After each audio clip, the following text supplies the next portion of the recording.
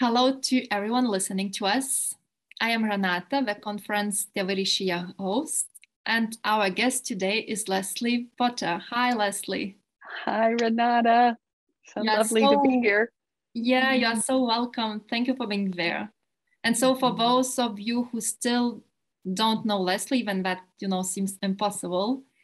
So Leslie is a trained therapist, parent coach, and Pure Joy Parenting founder. Is that correct? That's correct. Yes. Yeah. And I feel like I've known you for years.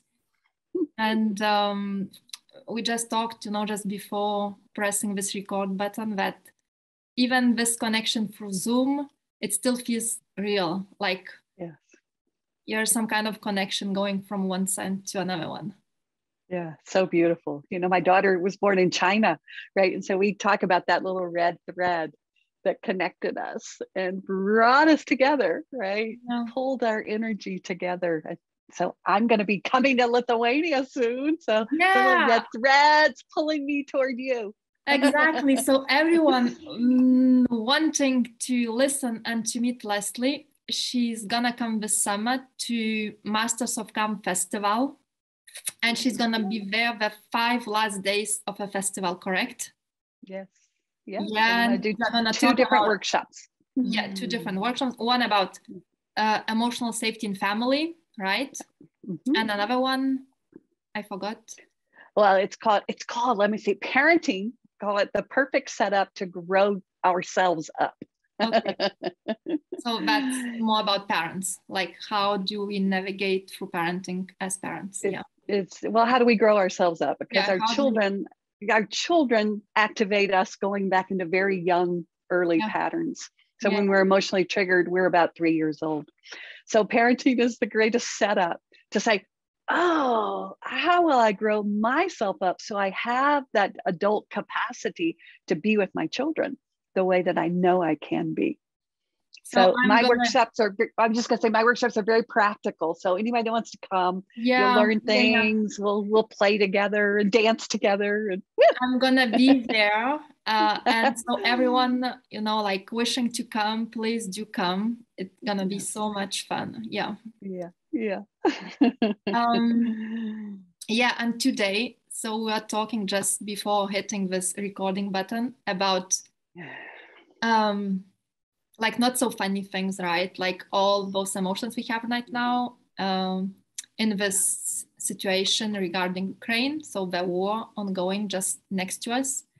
And I was telling Leslie that I have so many parents like telling to me like, what's the point of talking about feelings in this context? Like we have to do something, like we have to do something. This is not the time of luxury that we can think about our feelings or our children's feelings. And I asked you, what do you think about this? What's your intake of, do we have time to talk about it? Well, is there a need? Is there a meaning? Well, for me, Renata, and again, this is just my take on it after my many years of everything. And of course, I'm not in Lithuania. I'm not right next to a war. So I really want people to understand that what I began to learn, though, that I had a war going on inside all the time, inside of myself, trying to repress my feelings, trying to get rid of my feelings, trying to pretend like I didn't have feelings. And then when I finally came to the conclusion that my feelings were actually driving my behavior, then I got very clear that it was actually mandatory for me to actually understand what I was feeling. Because when I was feeling powerless and helpless, I get lashed out at my daughter, right? Or I thought I was righteous. I acted righteous and I screamed at her or I controlled her. So when I finally realized, when I felt rejected and abandoned, I would reject my daughter. So my feelings were actually driving my behavior. So of course we want to act in our parenting in the world. And yet for me, it became very critical to take that time, even if it's a moment, to safe seat, which we've talked about here before. And I'll be teaching when I come to Lithuania, to come and just make contact. Like, okay, I want to act, but what feeling is driving this action? Is it a feeling of powerlessness and helpless? And right. And if it is, I'm probably going to power over. right? When every time I felt powerless, my behavior was a power over behavior. So when I found that I could sit with and say, well, of course we all feel powerless right now, especially for Lithuania, you feel powerless, you feel helpless, right? And if you can sit with that, you can do that. Put your hand on your heart. I can feel it in your eyes right now. We'll do it together. And everyone that's listening, of course, right? You feel that. And so what would it be like in this moment to offer kindness to those feelings? Yeah. And just see what happens when you offer kindness to the feelings versus act the feelings out. What do you notice? I'll tell you what I noticed, but I'll ask you first. What do you notice with your energy, like in your being? What happens? I feel like so much is coming to surface. Like I feel exposed. I feel vulnerable, but also I feel some kind of softness. Good. So just stay there, because that's for me. I start to calm a little bit. It's like, okay, I can be with these big feelings so that I can actually get to my true adult, as I say, to my adult energy that says, okay, of course I want to act, but can I find that deeper feeling of love, right? That feeling of kindness, of love, first of all, to myself and what I feel. So therefore, when I take my actions, whatever they are coming. It's like I like to say, what are we for instead of what are we against? And I always like the Gandhi example. He wasn't against the British, he was for Indian rule, right? And so all of his energy came out of love, like, this is what I am for. And when we're against something, it's often from that feeling powerless and helpless and that rage and that anger. It's, I'm against you. I'm not against anything. I'm for love. And the way I'll relate this, since I'm here for parenting, is this all showed up in my parenting. I was at war with my thinking of what I thought I was supposed to do, how I was supposed to parent my daughter, and my heart that knew my daughter needed a connection. And I needed a connection. Like, we needed to come into the place of the heart. So then we could move up into the head. I'm not against the head. The rational is really important.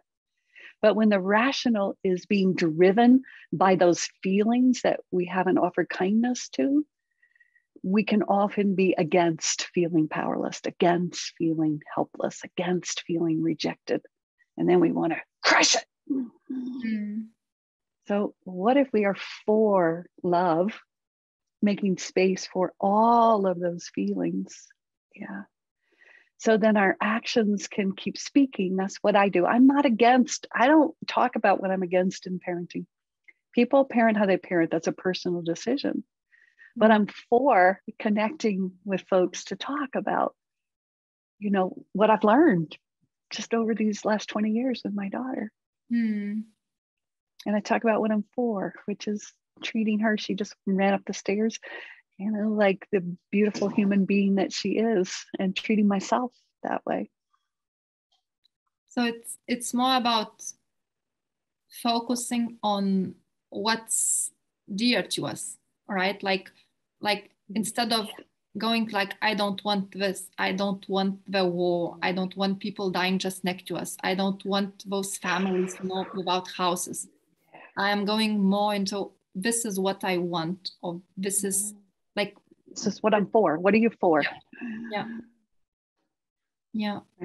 It's still, it feels not enough.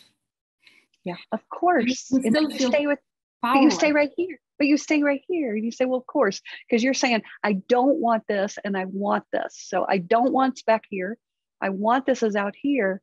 So what's it like to just sit right here? In love, though, wrap it in love. Like, I'm feeling powerless and helpless. Of course, that's a feeling. It doesn't mean that you are powerless or helpless. That's where we identify with the feeling. We think that means we are then. No, we're not. You can take many actions right now, right? Many actions. But ask yourself, what am I for? Will my action show what I'm for? Or will my actions show what I'm against?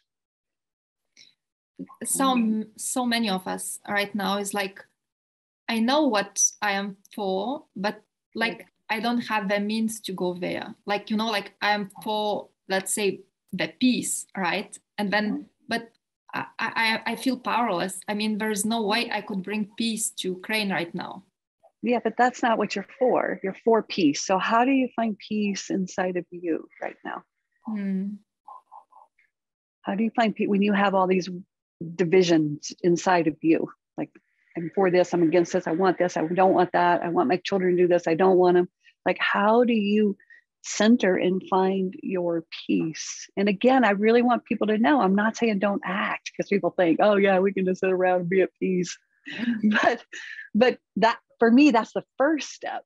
Is like, can I find that peace inside of myself so that when I do speak, when I do act, it's coming from that place versus from everything that's wrong, everything that you didn't like. With our children, it's like we talk about everything they don't do.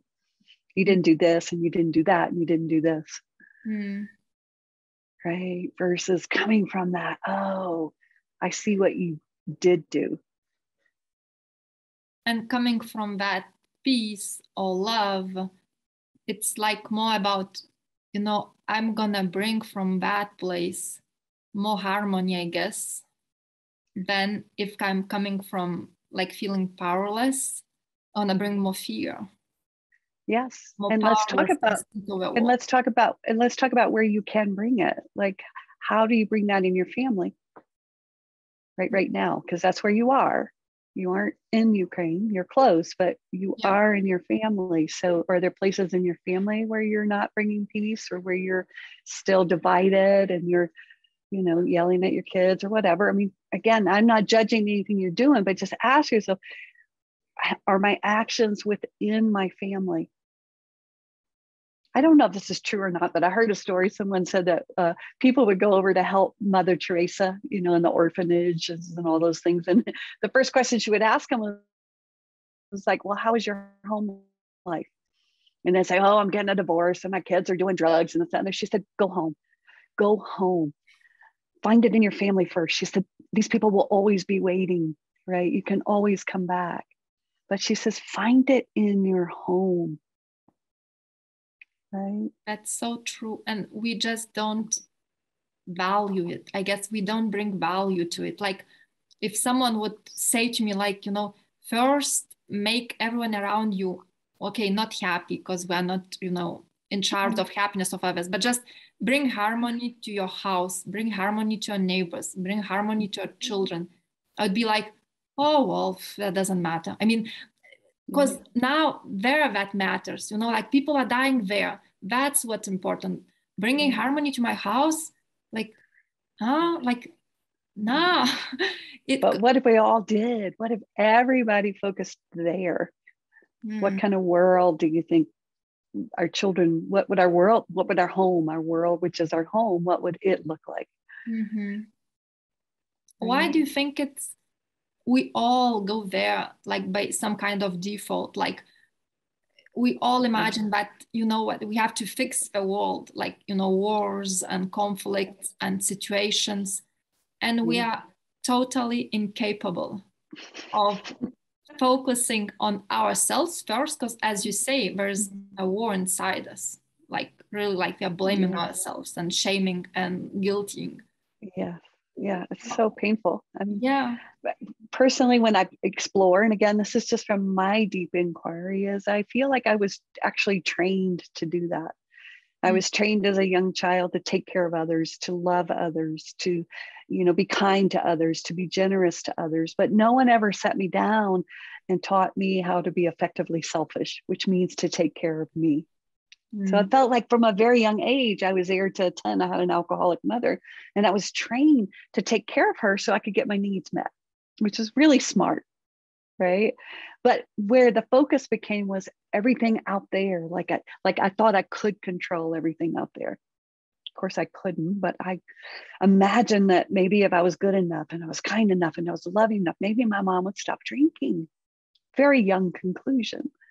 So all my energy became, if I could just fix this out here, then there may be enough for me. Then maybe my needs will Mm. get met. Right? Very innocent conclusion.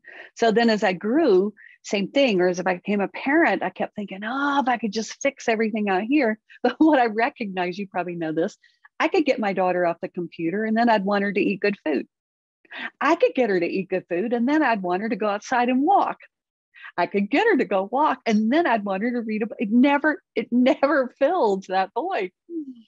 Right. And I started noticing this, like, oh, I could control everything out here. And there's still this division inside of me, right? That keeps thinking that one day I'll be able to master maybe the world, the universe. Mm. And what I wasn't doing was turning in and mastering this. And war's been going on forever. I mean, this is a cycle. I mean, again, it's like we can go in history, and just watch it. And it's so much easier to focus out there because it's really big now. It's right next door to you, right? And so then we get, but then we reflect it back in. Well, what's going on in here?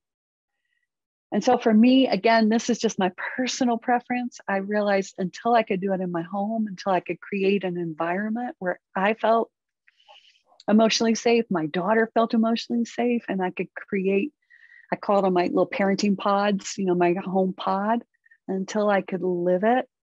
And I'm not perfect. I literally, I don't want to claim that, but it was small enough that I could experiment, that I could create this environment. And it had a lot to do with me, not her.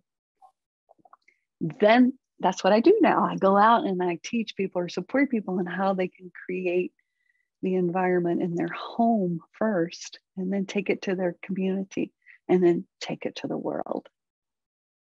But it's much easier to say, oh, my home, like with Mother Teresa, let me go help Mother Teresa, let me go save the world. But my home is like falling apart.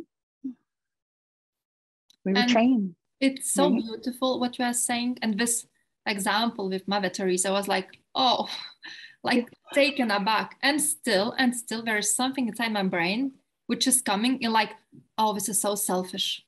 Like you are gonna save your family. You're gonna like spend time with your child and be gentle to others. Like, what? Like, this is so unimportant right now. Like, I have this ongoing in my brain. Yeah, like, of course. One part is like, yes, it makes sense. And the other is like, shut up. That doesn't make sense at all. That's the division. Yeah. Okay. You just described it right there. You're I can feel it right now. Like the two parts inside yourself. Okay. Yeah. So what if it wasn't your job to take sides? Like you didn't have to take this side or you didn't have to take this side. That you could make space to hear them both, that they're both valid. There's no resolution, right? But you, Renata, who you truly are, I always like to imagine I'm way down in my belly when I'm in my love. And I have this big container that can go, oh yeah, I can hear this voice and I can hear this voice, but I'm not going to take a side. Right? It's like when the siblings are fighting, when you take one side, you have to see one as a perpetrator and one as the victim. It never really works out because you're splitting them off, right? So even in sibling rivalry, let's talk about that, or fighting, it's like, how do you hold as a parent that both sides are valid? I mean, we could pick it apart right now, there's one side and there's another side. But the minute we land stuck on one side or the other, we've lost that capacity, again, especially in parenting, to actually see the whole child or see the whole situation that created this, which means we're part of it. I mean, especially, in America, I mean, we're as part of it as anything else. I don't know about Lithuania, but when we really look at what we do over here, it's not a whole bunch difference in all the wars we've been involved in. So it's like, oh, and that's hard to face. And I want to go back to one other piece that's really vital for you and all of us in our parenting, to actually take care of ourselves and really come in to be able to serve. And that's why I care for myself, because I wanted to serve my daughter. I mean, that was my desire, but I wasn't serving her.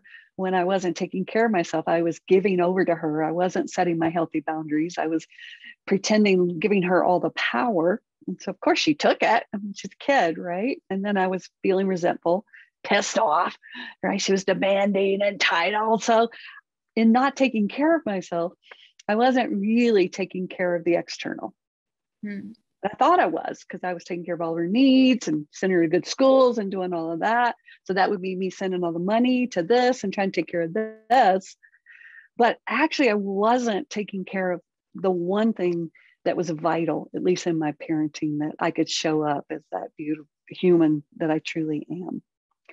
So I learned, and this is what you brought forth, I had to be willing to tolerate feeling selfish, abandoning, and rejecting of my daughter. They're just feelings. But those feelings went against everything that I was trained to be, which is to care for others, to love others, to be kind to others, and to be generous to others. As I say, no one ever taught me what effective selfishness looked like, which means put my oxygen mask on first so that I can give her without panic, without giving it to her and me dying, right? So I really want to make this clear to everyone. This is not about not acting, at least for me, but it is about taking, even if it's 30 seconds before I want to stomp into my daughter's room and get her off the computer, right? Which I did many times, right? It was just like if I could stand there in front of the door, or if I want to support Ukraine or do whatever I wanted, if I could just stand at my own door for even just 30 seconds, make contact. Offering kindness. Love you. My daughter, she's just leaving for school. If I can just take, 30 seconds, then at least when I enter into her room, I'm entering in from a different space than from my so outraged and I'm so angry because you're on that fucking computer again. Excuse me, I said a bad word. But do you understand, right? Yeah. And that would be just like, of course I feel that, right? But I get righteous. So 30 seconds. So let's do it together, you and I. 30 seconds. Put our hand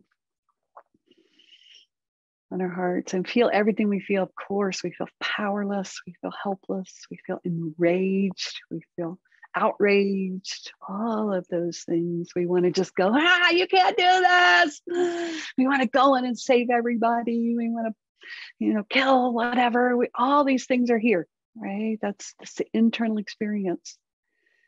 And just see what it's like for 30 seconds, just to wrap that in kindness, because you and I are sitting in these chairs. We aren't there. That's just all in our head. We're actually safe in this moment. So as we bring that energy down out of our heads into our hearts, and we imagine entering into our present, which is our day, which is with our kids, which is with our partners, which is with our neighbors, which is with our community. How do we want to enter where we actually do have some power, right? Which is our family, our home. How do we want to enter, or how are we committed to entering?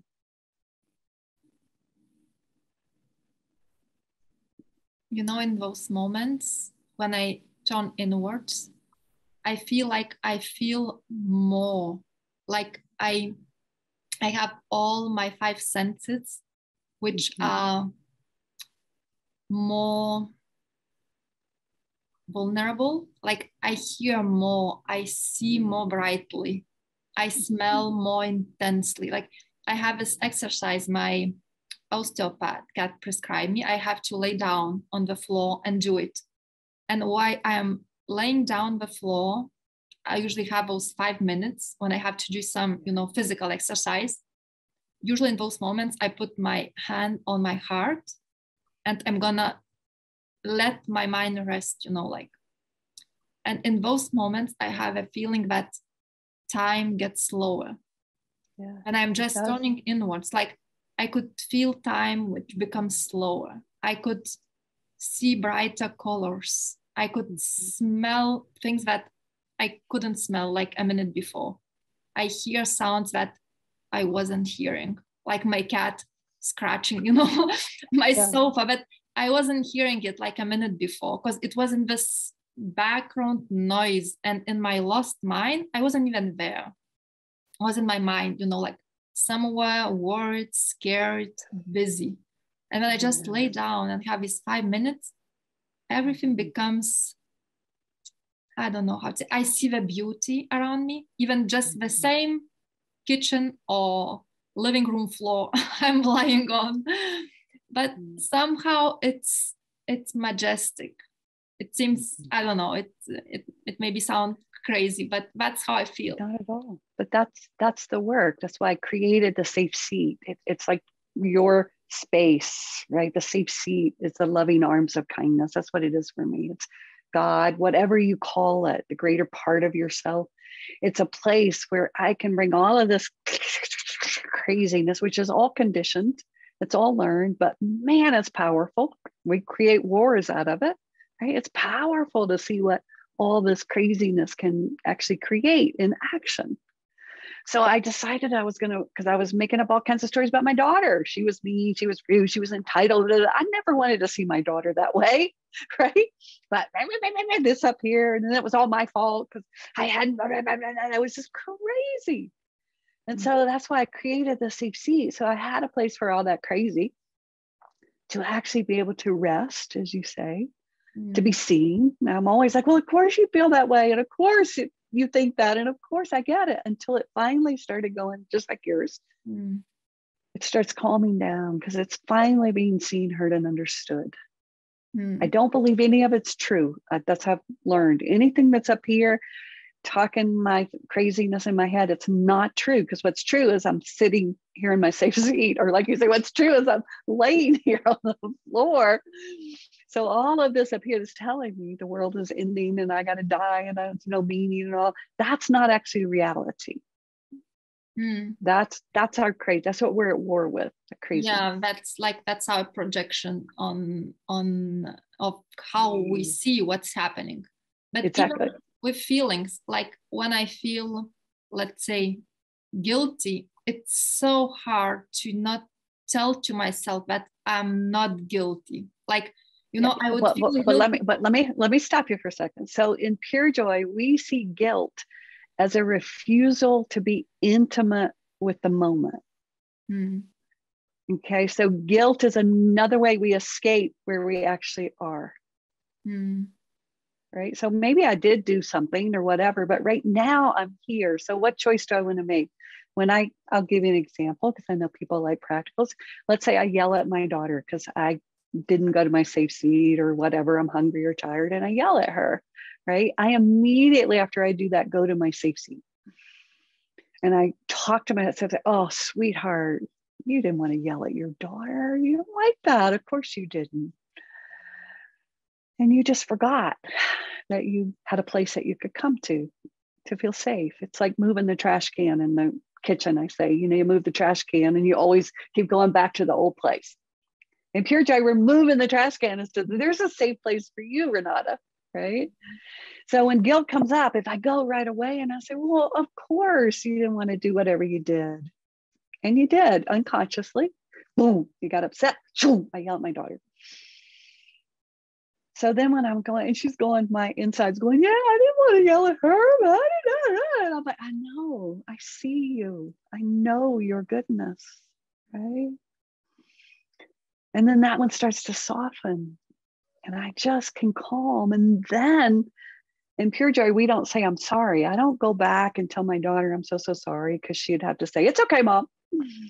Right? Instead, because I'm okay in myself now and I've loved myself, I can go back to my daughter and I can say, oh, sweetheart, I just barked at you right there. I was like hungry and I barked at you. How was that for you? So now I'm offering her the ultimate gift of how was that for you? And she might say, it was no big deal. Or she might say, it sucked. And I can say, oh God, I know it sucked for me too, because I just forgot to love myself. And I'm so glad that you feel safe enough now, because now I'm in a safe seat where you could actually tell me that. Mm. Right. So in Pure Joy, once we have created a safe seat and learned to give it to ourselves, then we can actually become that safe seat for our children without making it all about our guilt and our shame. It's all about me. And my personal discovery in this, and this is again just where I came to, was that making it all about me was because I was taught that it was never about me. I was taught that I need to take care of others, love others, this and that other. So I had to sneakily make it about me. So it was just so cool when I realized, oh, when I could be effectively selfish, meaning I could set healthy boundaries. I'll tell you one other piece in Pure Joy. My definition of boundaries is what's okay with me and what's not okay with me about how I treat myself, not about how my daughter or anybody else treats me. So as you just said, if I'm feeling guilty and I go in and say, oh God, I was terrible and I'm a horrible person and I'm not good enough and I'm bad, then I'll ask myself, am I willing to set a boundary that says, that's not okay with me to treat myself that way? That's the war inside, right? That I would give myself permission that I could beat myself up. I could shoot myself. And I ask, is that really okay that I self-aggress on my being, my humanness? I have a question for you. So Yeah. I have a discussion with a friend who was like, I have those boundaries for myself. Like, I know what I am willing to accept and what I'm not willing to accept. But then she's struggling with, what if I communicate my boundaries to others, like, which is what I'm accepting, which is I'm not willing to accept. And then those other person just don't care. How do She's I an make she's a she can't. She's an adult. So as an adult, now when you were a child, you couldn't go out and get new parents. You couldn't say, hey, I'm not going to stay here. But as an adult, we always can. But remember, a boundary isn't about you can't treat me that way. That's binding the other. They can treat you that way. People, my daughter was a hitter. People would say, tell her she can't hit. I would go, she just did. What do you mean? Tell her she can't hit. So I began to learn, it's like, if you hit me, this is what I'm going to do. Okay. So my boundaries are very different than telling children what they can do and what they can't do. That's binding the child. So I don't set my healthy personal boundary. Okay, so setting just tell us, if your yeah child hits you, let's say, yeah what we're gonna do? Like, what are your boundaries? Like, so we can, imagine this whole. Yeah. Well, I had a hitter. My daughter was a hitter. So I'll tell you about a story once. I was sitting on the couch and my daughter had her foot in my face. She was literally getting ready to break my nose. I knew it. My daughter's really feisty. She had her foot in my face. And in that moment, it just happened for me. I went, something shifted. Instead of grabbing her foot down and saying, you can't do that, put your foot down and all my stuff, I was just like, I know that you want to connect with me. Because anybody that's got their foot in your face, they really want to connect, right? They do. I mean, the kids that are harder are the ones that run off in their room and hide in the closet. Let me tell you, my daughter was like in my face, right? So I know you want to connect with me. And if you're not able to put your foot down, I am going to move over here and take care of my body.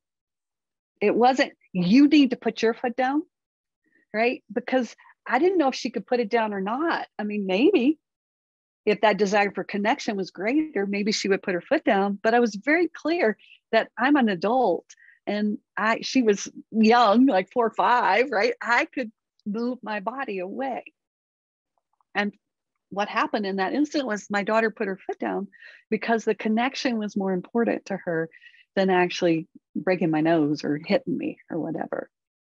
So personal boundaries, when I talk about them, I always tell parents, it's literally about what I'm willing to do and what I'm not willing to do, such as if a child says, Mom, can I have some candy?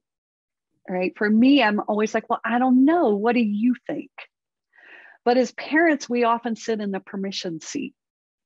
We feel our children are coming to us asking us for permission. So what if they weren't? What if it's not about us? What if they were coming to us saying, you know, reflect back to me whether I'm ready or not, or ask me whether I'm ready or not, or see that I'm coming to you. Even when little babies, watch your youngest ones, whoever's watching this, if you have a young one, watch when they're crawling and they look back at you and we go, no, don't do that, or whatever. What if they're not asking for permission? What if they're looking back to say, see what I'm doing? Right? And if they're going towards something dangerous, what would it be like to come and spot them and be with them versus constantly being in the boundary seat? You can't do this, you can't do this, you can't do this, you can't do this. That's again what you're against. Okay, so let's say your daughter comes to you and she's like, I want to have a candy. You know, it's like, can I have a candy? Yeah. And you're like, what do you think? And she's like, yes, I'm gonna have one. And then but this is what we did. My daughter, my favorite example of her, she came down one day and she said, Mom, she was probably about 7, I think at this time. She goes, can I have a popsicle? And I said, well, I don't know. What do you think? She said, yeah, I think it's a great idea. I said, well, why do you think it's a great idea? Because we're getting ready to have dinner. I mean, I've already set all this stuff up, and usually we eat popsicles before dinner. We're not hungry, but tell me, why do you think it's a good idea? Well, because it tastes good and this and the other, blah, blah, blah. We just went on with that. I said, okay, well, it sounds like you checked in. You feel like it's a good idea and you want to try one. So she went and ate a popsicle and then she comes back, Mom, can I have a second popsicle? I was like, I don't know. You just ate one. What do you think? Because for me, it's personally about, I want my daughter to know herself. I don't want her to know me. I want her to know her boundaries, her limits. I don't want her to know mine. Okay. And so then we talked about that. And then she was just like, well, I don't think I really want a second one. I mean, she never went further because people were like, well, my kid will eat 12 popsicles. It's not true. That's all from our version of what we think when we're sitting in that seat of we're responsible and we have to give them permission or not give them permission. When I stepped out of the seat of when people say, I can't let my child do that, I started going, well, who am I to let someone or not let someone? Now, it doesn't mean that I do create guardrails for young children, just like in a garden. I put certain water and fertilizer. I don't plant a sunflower in the shade because it tells me it wants to be in the shade. Right? That would be stupid, right? So I do set parameters around the environment of this is the environment you're in. And then if the child gets upset and the child has feelings about it, that's totally fine, right? Because they may want to be in the shade instead of the sun. That's cool, but you're in the sun today. That's my healthy boundary because that's the environment I'm offering. But I found spending my time trying to control my daughter, like telling her what she could do or couldn't do, so that I didn't feel selfish, abandoning or rejecting, was not really guiding my daughter the way I wanted. I was guiding her to think that she could control the external, that she had the power over others. That asks for us to trust in, I don't know, our child, nature. I don't know, like to have trust. Like, well, first you have to trust you. And that's what I'll be teaching at the festival if people want to come. Because how could we ever trust? Look at us now. We couldn't trust, the wars. We can't trust our leaders. We can't trust all of these people. We're all just going, what's happening here? We put our trust outside and now we're all feeling so disappointed. And we're feeling so surprised that all this external's not caring for us the way that we would like to be cared for. So in Pure Joy, we always start with how did we give our trust away? We were trained that way. It was smart as children. That's how we survived, right? And yet now, how do we bring that trust back inside so we actually even know what it feels like? Mm-hmm. And therefore, we can create that environment to support our children. We don't see when they trust themselves, we don't see it as an emotional threat to us, as if they're threatening our respect or they're threatening our power. We don't see it that way. And we come alongside with them in the inquiry. I come into the inquiry with my daughter. Well, why do you want to go to that party? I mean, it's going to be underage drinking. Well, what if you got a ticket? Well, then it would, affect your grades. I mean, do you feel like you're ready to take that risk? She told me, I'll tell you this really quickly before we go. She told me once, I said, how is it, having this much freedom and learning to trust yourself? She said, Mom, it's really good. And it's really hard because I have to go inside and find my answers. But it's so scary for parents to let our children, Yeah, but just listen to what you just said. Let our children. Yeah, I know. I know.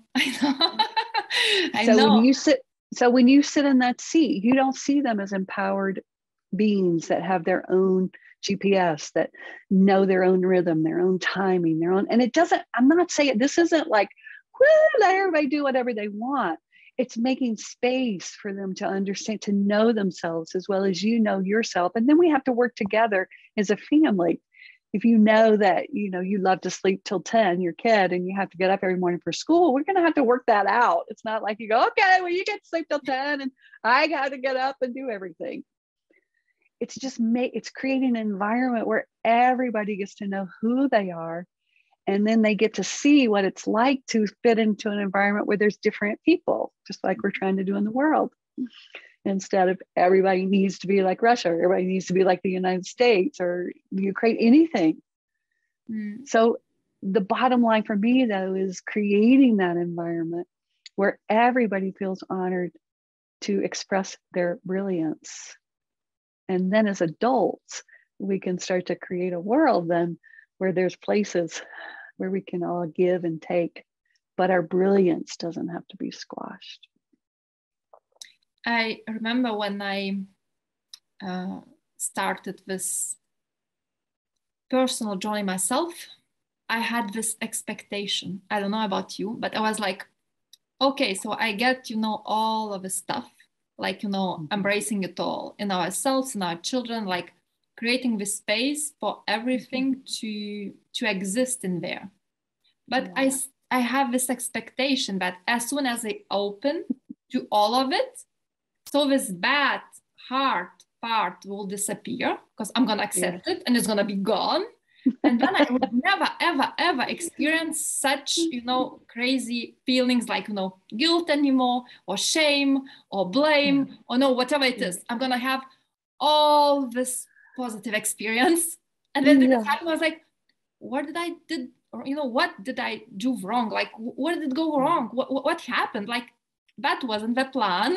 Exactly. And well, I think that's a big one, because so many people come even to Pure Joy, because I think that's the underlying expectation is, if I do this work, then my kids will behave, then I'll look good, then I'll always get to feel positive. So we have to really go into that expectation and realize it's one-sided, right? So that would be a one-sided human being to say, I'm always happy, I'm always kind, I'm always loving. It's not realistic. Right. So one of my teachers uses the image of a bicycle. You can imagine if you're always one way, the bicycle's on the ground, you can't go forward. I use a battery in a car. If you only put the positive cord on the battery and you don't put the negative, what happens? It doesn't run. It doesn't start and move forward. Yeah. So in moving forward, we have to have the positive balance with the negative. So that's in Pure Joy. We work with what are the benefits and the drawbacks. Even with what's happening in the world right now, we only get stuck on the drawbacks, we will get stuck. And we won't, you and I started with this, we won't be able to move forward. So if we can see in some way the benefit for us that aren't in the middle of it, right? If we can see, okay, the benefit is I am deeply inquiring into where are my actions coming from? How am I with my family? How am I with my internal experience? Where am I at war inside myself? Where do I still, attack? Then we will see the benefit brings us back to choosing as human beings to clean up our mess here first. Mm. Because it's an internal job where our mess is. As you saw, I'm divided here, I'm divided here. So if we can really start to work to clean it here, then of course the reflection out there we create from our internal experience. Mm. What if I go, inwards, and then I see that, there's no harmony, or there is anger, or there is, all those kind of destructive feelings that I'm gonna act out. Where do I start? Well, we start with the safe seat in my work, because if you have a safe seat, instead of acting out, you start to train yourself to go to that safe place where all of those feelings, those emotions, my biggest example is like the waves in the ocean. Can you imagine the ocean saying, all anger waves out of here? We're going to do this work so we can get rid of all the anger waves, all the powerless waves, it's impossible. The ocean is made up of its waves. So can you imagine the ocean trying to take out a wave and extract it? Right? It's impossible. There's going to be things like the Ukraine war that are going to create big waves in us, big waves of anger and big waves of powerlessness, right? But there's no way we can take that wave out. So resilience, especially in us and for our children, means that we learn to ride those waves, right? So that we can come to the shore of like, yes, that is a wave. I can feel it. I can be with it. I can embrace it. I can ride it. Because in the ocean, we always know the waves are going to crest. A bunch can come, like in a hurricane or whatever, but at some point, they're going to calm. And we'll be back to that space that you're talking about, that harmony. Then the waters come into harmony until the next thing comes, the tides or the ocean or whatever. But the ocean, our feelings are fluid. They come and they go. They are not who we are. They exist in who we are, but we are not anger. We are the ocean experiencing anger. You might say it that way. Why do they come? I mean, or why do you have this expectation that it shouldn't come? Like life should be filled. You tell me, where did you get that belief? Where did that belief come from? I guess upbringing, like education. Yeah. And especially in our Western culture, our pop culture, positive thinking, everything should be positive. And if you're negative, I always laugh when people, one family told me once that they didn't have any rules in their family except to be kind, which meant be nice, right? And I was like, well, what happens if you're not kind in your family? Right? There was they just had this big blanket thing that everything but be kind really meant be nice. Yeah. So in my work, I'm like, what if we are kind to all feelings, all expressions? But we contain them. We don't repress them, but we do contain them within the safe environment of, for us, the safe seat. Children don't have the capacity to feel something and then not act. I mean, it's just really quick for them. As adults, we do. We have the capacity. We have to train ourselves in that because we're just like children still. We feel something, we just, but we have the capacity in our adult nature to feel those sensations, those feelings, those thoughts, and stay with them and really check out, are they dangerous? Are they even reality? Reality is you and I are sitting here. We're not in the middle of a war zone. We're watching one, we're sensing one, we're tuning. But the truth is you and I are right here. So we bring all that energy down to being right here in this moment, still including all the thoughts and everything. I'm doing my hands like this because I think of mine like a big circle. And yet I ground into the reality that I'm right here with you. And if you and I miss this moment, which is what you started with, if you and I miss this moment because we get so caught up in our despair and our lack of meaning and our feeling powerless and helpless, we will have missed what we're trying to create, which is when I'm with you, no matter what color you are, no matter what race you are, no matter what, anything you are, I want to be here with you. Yeah. Thank you, Leslie.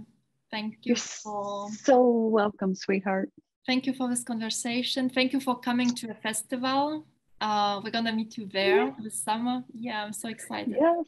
And I just want to say real quick, my one of my Pure Joy parent coaches, who's my assistant's coming with me, and she's going to do a workshop on Astro Aware. She's an astrologer, Astro Aware parenting. So if people are interested in the astrological charts and the elements in their children and how that plays out in parenting, she's going to be with me to offer that.